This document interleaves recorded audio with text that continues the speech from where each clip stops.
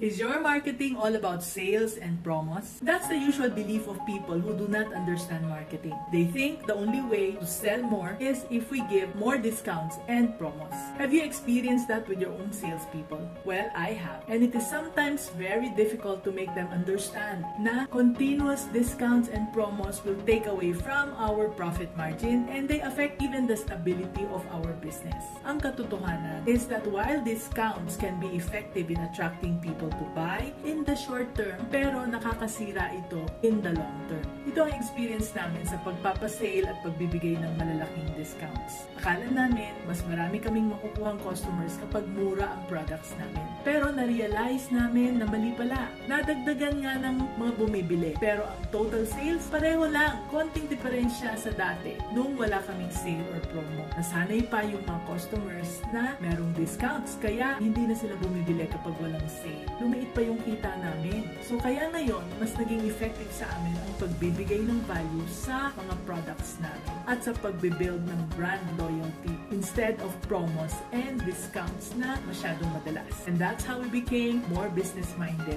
Pinoy.